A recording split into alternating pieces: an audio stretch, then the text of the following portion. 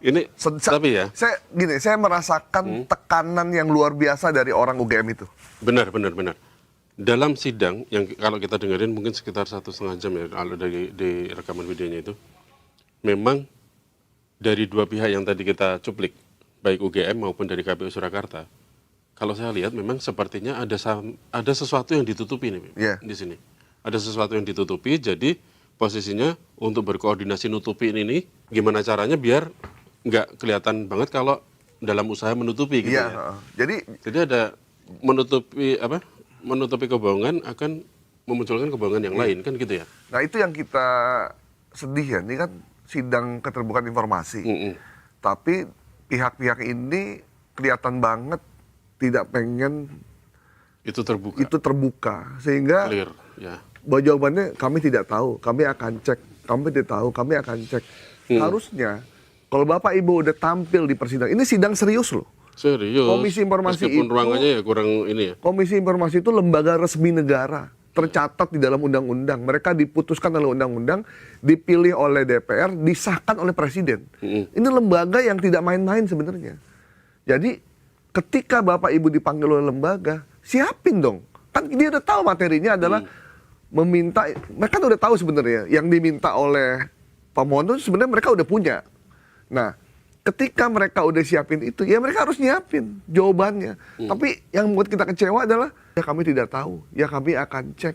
Dan ketahuan bahwa ternyata di UGM, baik tahun 80-85 maupun sekarang, tidak punya SOP legalisir ijazah. Ya, memverifikasi itu nggak ada SOP-nya. Memang itu pemohon kan mintanya bagaimana SOP legalisir di tahun permintaan ya. Ya, tahun sekarang berarti. Berarti yang diminta 2012 ya kan, masuk ke Jakarta, sama sebelumnya berarti 2007 ya, 2007 di Surakarta, terus 2014 ya, 2014 untuk masuk ke Jakarta, untuk masuk ke Iya. Pokoknya tahun-tahun itulah ya gitu. Dan gitu bahkan kan? Dia minta yang sekarang pun mereka nggak punya gitu. Bentar, kayaknya ya itu tadi Bim, masa sih sekelas UGM yang punya nama besar di negeri ini gitu kan, masa nggak punya sih Bim? Iya, itu aneh nggak sih? Itu SOP dasar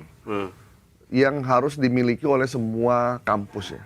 Kalau kampus sekelas UGM aja nggak punya SOP verifikasi legalisir ijazah, kayaknya saya sedih gitu. Maksudnya kok bisa gitu? Maksudnya ya ini udahlah, daripada tekanan ini makin berat. Kan ternyata UGM sampai tidak punya ijazah asli kan, sudah diserahkan kepada Pak Jokowi.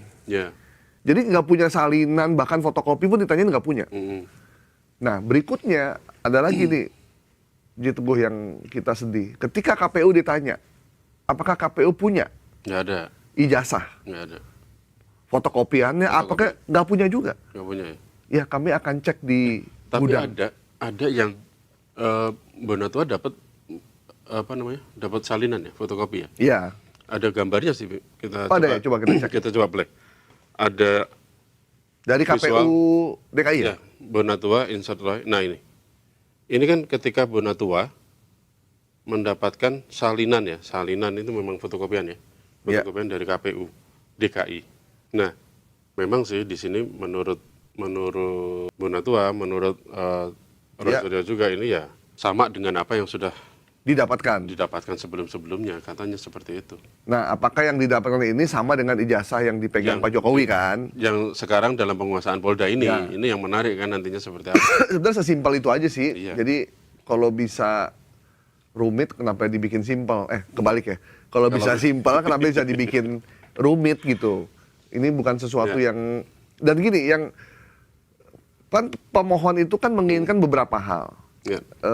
Kepada KPU Surakarta maupun pada UGM. Nah banyak yang udah diberikan itu di blur, di blackout gitu. Jadi nomor, rektor, dekan itu semua di blackout gitu. Jadi kalau ini KTP di blur, nicknya nggak apa-apa, tapi ini rektornya di blackout, nomor ininya di blackout. Nah itu maksudnya ijazah itu barang terbuka, tapi tertutup ternyata. Karena rektornya nggak boleh dikasih tahu, dekannya. Jadi kita jadi mumet gitu.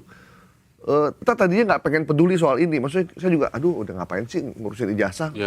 udah selesai. Tapi karena banyak keanehan kita jadi kok kita sebagai bangsa besar ngurusin ijazah kok ribet banget ya. Dan ya artinya dengan kasus dengan terbukanya sidang kemarin ya, sidang keterbukaan informasi publik ini berarti memang keterbukaan informasi publik di Indonesia memang masih jauh dari kata memuaskan ya.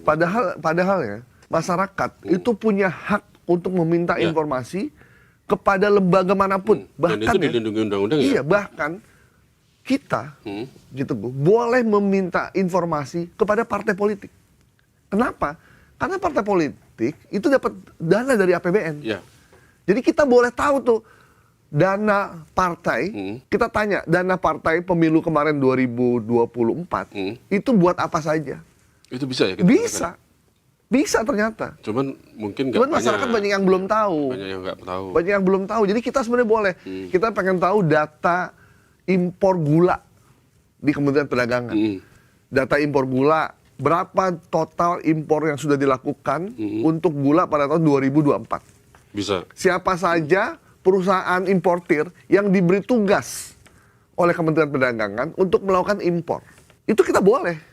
Jenis gula apa saja, itu boleh kalau kita minta. Ya. Untuk berbagai macam kepentingan, penelitian, apa gitu. Cuman masyarakat ini belum aware. Ini salah produk komunikasi informasi publik ini, Komisi Informasi Publik ini adalah produk reformasi yang advance loh sebenarnya. Ya. Ini real loh. Jadi kita boleh minta tanpa harus repot-repot ke pengadilan. Benar. Kita boleh pengajukan langsung lewat email dan mereka akan jawab. Kalau kita nggak post, kita bisa tanya lagi. Kalau nggak post juga kita lapor ke KI, Komisi Informasi. Ya. Kemudian disidangkan dan kita akhirnya bisa tahu tuh sidangnya, hasilnya segala macam.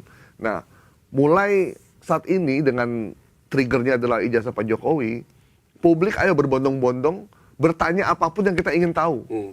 Para dosen, akademisi untuk melakukan penelitian segala macam silakan. Tapi tanya. ada nggak sih penyalahgunaan dari hak mendapatkan informasi ini? Oh ada ya? Ada juga pemohon-pemohon nakal. Ya, untuk lawan politik misalnya, lawan politik, atau apa untuk gitu. memeras. Ada ya kayak gitu? Ada, cuma kan ya kita kalau ngurusin itunya ribet. Ya kalau emang datanya memang ada ya udah, sampaikan aja. Kalau emang datanya benar, kan nggak usah takut. Kalau benar kenapa harus takut gitu. Jadi sampaikan aja kalau minta siapapun motifnya apa, itu bukan urusan kita. Kalau diminta ya kasih. Gitu. Nah. Kecuali informasi yang dirahasiakan tuh apa? Nomor telepon, nomor KTP, gaji. Terus kalau di pertahanan tuh alutista nggak boleh dikasih tahu. Terus segala macam tuh yang kaitannya dengan rahasia negara tuh nggak boleh dikasih tahu. Tapi kalau yang lainnya bebas, apalagi penggunaan uang negara, APBN, penggunaan uang negara.